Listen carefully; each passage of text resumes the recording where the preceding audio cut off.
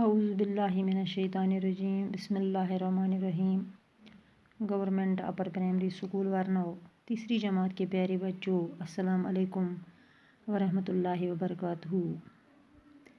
प्यारे बच्चों, मुझे उम्मीद है कि आप खैरियत से होंगे, सही सलामत होंगे। खुदा आपको सलामत रखे। बच्चों, आप अपनी बहरिस्तानी उर्दू का सफ़ा नंबर 78 निकालिए। हमारा मौजू है आज बच्चों अबूल कलाम आज़ाद। यानी बच्चों, आज हम उस एक शख्स के बारे में पढ़ने जा रहे हैं जो हिंदुस्तान के सबसे पहले वज़ीर तालीम बने हैं। तो प्यारे बच्चों, आप अपनी किताब की तरफ गौर से देखिए। अबूल कलाम आज़ाद, हमारा मौजू है अबूल कलाम आज़ाद। लेकिन बच्चों, सबसे पहले इस सबक से कुछ अल्फाज लिए गए हैं जो ऊपर लिखे हुए हैं, सबक के ऊपर लिखे हुए हैं। पहला अल्फाज है आलिम। आलिम मने हो गया इल्म जानने वाला। यानी गुबरियो आलिम छु वनान तमिस युस इल्म जानन वोल आसि। लगन, लगन मने प्यार। यानी अस च कह काम बड़ दिल दित करान, बड़ शौक सान करान, बड़ मोहब्बत सान करान, तथ च वनान लगन। पत च ब्याख अख अल्फाज बेदारी। बेदारी मने हुशारी। यानी कह खबरदार करुन, कंस कुन कथ कुन जोन पावन। ज़हीन, ज़हीन मने अकलमंद, युस दाना आसि, युस चालाक आसि, युस वारिया काबिल आसि, तमिस छ वनान ज़हीन। जद्दोजहद, जद्दोजहद मने गो कोशिश, मेहनत करें। यानी कह ति काम करने खतर पज़ अस वारिया जद्दोजहद करें, कोशिश करें, मेहनत करें। शाबाश गुबरियो, यम ٲسۍ कینٛہہ अल्फाज अथ सबकस गोडनेथ। तुह थोइयो पनी किताब कुन नज़र बड़ गौर सान। आपका नाम मोहिद्दीन अहमद था। आप 1888 ईस्वी में मक्का में पैदा हुए। आपके वालिद का नाम मौलाना खैरुद्दीन था। आपकी वालिदा मदीना मुनव्वरा के एक मशहूर आलिम की बेटी थीं। दपां युस यह अबूल कलाम आज़ाद ओस, दपां अमिस ओस नाव मोहिद्दीन अहमद। दपां यह ज़ामुत 1868 ईस्वीस मज मक्का शरीफस मज। तो अम सिंदिस मालिस ओस नाव मौलाना खैरुद्दीन। तो युस अम सज मौज ओस, दपां सस मदीना मुनव्वर किस अकिस मशहूर आलिम सज कोर। यानी आलिम मने गो इल्म जानने वाले। यानी अकिस मशहूर आलिम सज कोर हसा ओस अम सज मौज। आपके वालिद मौलाना खैरुद्दीन जब हिंदुस्तान आए तो कलकत्ता में क़याम किया। मौलाना आज़ाद ने किसी मदरसे में तालीम नहीं पाई। उनके वालिद ने उन्हें घर पर ही पढ़ाने का इंतज़ाम किया। मौलाना आज़ाद बेहद ज़हीन थे। दपां युस यह मौलाना खैरुद्दीन ओस, दपां येली हिंदुस्तान आ, यानी युस मौलाना अबूल कलाम सुंद मोल ओस, यमिस नाव ओस मौलाना खैरुद्दीन। दपां येली गोडंच लटि हिंदुस्तान आ तो अमिस कोर कलकत्ताहस मज क़याम। यानी यह ब्योठ कलकत्ताहस मज। दपां मौलाना आज़ाद युस छु, यानी मोहिद्दीन अहमद छु, अमिस तखल्लुस यह मौलाना अबूल कलाम आज़ाद। दपां युस मोहिद्दीन अहमद छु, दपां अम नस छन कुन स्कूल मज तालीम पर्मज, बल्कि हसा छि अम सद माल अमिस गरी पढ़नानुक इंतज़ाम ओसमुत कोरमुत। दपां युस यह मौलाना आज़ाद ओस, यानी युस यह मौलाना अबूल कलाम आज़ाद ओस, दपां यह ओस वारिया अकलमंद, वारिया काबिल हस ओस। उन्होंने बहुत कम ही वक़्त में तालीम हासिल कर ली। उन्होंने छोटी उम्र में ही और भी कई उलूम हासिल किए, मज़मून लिखना शुरू किए। वो 14 साल की उम्र में एक अखबार के एडिटर हुए। दपां युस यह मौलाना आज़ाद ओस, दपां अमो हसा छु वारिया कम उम्र मज हसा कर अमो जल्दी जल्दी वारिया वक्तस कम वक्तस मज तालीम हासिल। दपां युस ओस वारिया लकुट तो अम हसा कर वारिया तालीम, वारिया इल्म हसा कर अम हासिल। तो अम हसा हेत मज़मून लेखन हसा कर अम शुरू। दपां यम सात हस यह मौलाना आज़ाद 14 वुहर ओस तो यह बन्याव अक अखबारुक एडिटर और पूरे मुल्क में मशहूर हुए।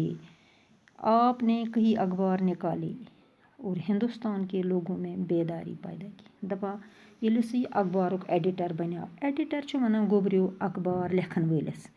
اخبارُک ایڈِٹر چھُ وَنان اخبار کَڑن وٲلِس دَپان ییٚلہِ ہسا یہِ اخبار لوگ کَڑنہِ 14 وُہُر ییٚمہِ ساتہٕ اوس سٲرسٕے مُلکَس منٛز ہسا گوٚو مشہوٗر یہِ تہٕ أمۍ ہسا کٔڑۍ واریاہ اخبار تہٕ ہِندُستان کٮ۪ن لوٗکَن ہسا دِژن بیدٲری یعنی ہِندُستان کٮ۪ن لوٗکھ ہسا کٔرِنۍ ہُشار تِمن ہسا دوٚپُن تِمن ہسا کٔرِنۍ آزٲدی ہِنٛدۍ خٲطرٕ ہسا کٔرِنۍ تِم ہُشار دوٚپنَکھ تُہۍ لٔڑِو سۄ آزٲدی ہٕنٛز لڑٲے مگر کِتھ پٲٹھۍ بڑٕ پیارٕ محبتہٕ سان مولانا آزاد کی شہرت کی دوسری وجہ ان کی تقریریں تھی لوگ دور دور سے ان کی تقریریں سننے کے لیے آتے تھے دَپان یُس یہِ مولانا آزاد اوس دَپان أمۍ سٕنٛز ییٚلہِ ہسا یہِ مشہوٗر گوٚو اَتھ ہسا اوس بیٛاکھ وجہ یہِ ہسا اوس تقریٖر تہِ کران دَپان لوٗکھ ہسا ٲسۍ واریاہ دوٗرِ پٮ۪ٹھ أمۍ سُنٛد تقریٖر یِوان بوزنہِ کیٛازِکہِ أمۍ سُنٛد تقریٖر ہسا اوس واریاہ اَصٕل آسان سُہ ہسا اوس سبق آموز تقریٖر آسان تَمہِ خٲطرٕ ہسا ٲسۍ لوٗکھ تڑپان دوٗرِ دوٗرِ پٮ۪ٹھ ہسا ٲسۍ لوٗکھ پتہٕ یہِ تقریٖر بوزنہٕ خٲطرٕ یِوان اور ایک نیا جوش لے کر جاتے تھے آپ کی تقریروں نے پورے ملک کو انگریزوں کے خلاف کھڑا کر دیا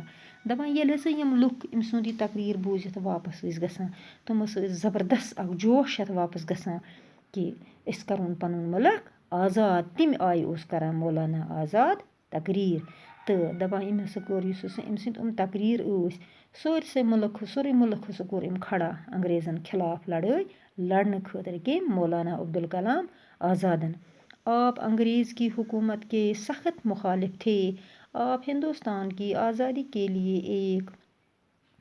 لیے اپنے قلم اور اپنی زبان دونوں سے کام لیتے رہے دَپان یُس مولانا عبدالکلام آزاد اوس دَپان یُس اوس انگریزن ہٕنٛدِس حکوٗمتس سخت خلاف دَپان أمۍ ہسا کٔر کٲم أمۍ ہسا چھُ ہندوستان آزاد کرنہٕ خٲطرٕ پننہِ قلمہٕ تہٕ پننہِ زبٲنۍ ہٕنٛز سۭتۍ واریاہ کٲم ہیٚژمٕژ یعنی یہِ سُہ اوس پننِس قلمس تہٕ پننہِ زبٲنۍ ہٮ۪وان آزٲدی لڑنہٕ خٲطرٕ کٲم یعنی أسۍ چھِ پران مولانا عبدالکلام آزاد سٕنٛدِس بارس منٛز ییٚمِس گوٚبریُو ناو اوس محی الدیٖن احمد یہِ اوس گوٚمُت مکہ شریٖفس منٛز 1868 منٛز پٲدٕ زامُت اوس تتہِ أمۍ سٕنٛدِس مٲلِس اوس ناو مولانا خیر الدیٖن دَپان یُس مولانا عبدالکلام آزاد اوس دَپان أمۍ ہسا چھُ واریاہ لۄکچہِ عمرِ منٛز ہسا چھِ أمۍ واریاہ علم کٔرمٕتۍ حٲصِل تہٕ واریاہ کم وقتس منٛز ہسا کٔر أمۍ تعلیٖم تہِ حٲصِل دَپان ییٚلہِ یہِ 14 وُہُر اوس یہِ بنیو اکھ اخبارُک اکھ ایڈِٹر یعنی اخبار کڑن وول بنیو تہٕ اَمہِ سۭتۍ ہسا گوٚو سٲرسٕے مُلکس منٛز یہِ مشہوٗر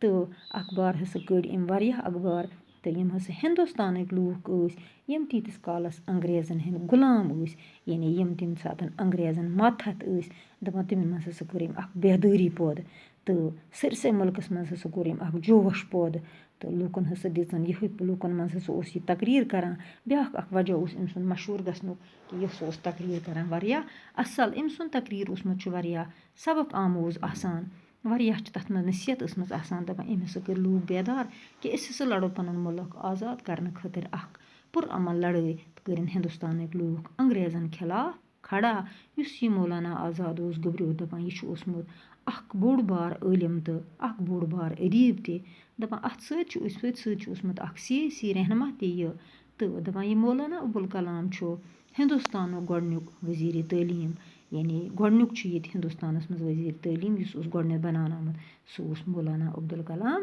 آزاد شاباش گوٚبریوٚو یہِ پوٚر اَسہِ آز پنُن سبق مولانا عبدالکلام آزاد تھٲیِو تُہۍ کینٛہہ کتھٕ یاد کہِ مولانا عبدالکلام آزاد چھُ أمِس تخلُص أمِس چھُ اصل ناو محی الدیٖن احمد مٲلِس چھُس ناو مولانا خیر الدیٖن یعنی یُس یہِ مولانا خیر الدیٖن چھُ دَپان یُس اوس أمۍ سُنٛد مول دَپان ییٚلہِ یہِ کلکتہ ہندوستان آو یہِ رُکیو کلکتہسٕے منٛز تہٕ یُس یہِ مولانا عبدالکلام آزاد چھُ دَپان أمۍ چھِنہٕ کُنہِ تہِ مدرسہٕ پٮ۪ٹھ کُنہِ تہِ سکوٗل پٮ۪ٹھ تعلیٖم پٔرمٕژ بٔلکہِ چھِ یہِ پنٕنۍ مٲلۍ پننہِ گرِ پرنومُت شاباش گوٚبریوٚو یہِ پوٚر اَسہِ أزیُک سبق تہٕ اتھ منٛز آے اَسہِ کینٛہہ الفاظ یِم مےٚ تۄہہِ ٲدۍ تہِ ووٚنمو کہِ عالِم چھُ اکھ عالِم معنی گوٚو علم جاننے والا عالِم معنی گوٚو علم جاننے والا یا بیٛاکھ چھُ بیداری معنی گوٚو لوٗکن منٛز ہُشٲری پٲدٕ کَرٕنۍ لوٗکن کُنہِ کتھِ کُن ہٮ۪س دیُن جوش معنی گوٚو اکھ جذبہٕ یعنی ییٚلہِ یہِ مُلکس منٛز اوس ییٚلہِ یہِ کران اوس تقریٖر اوس کران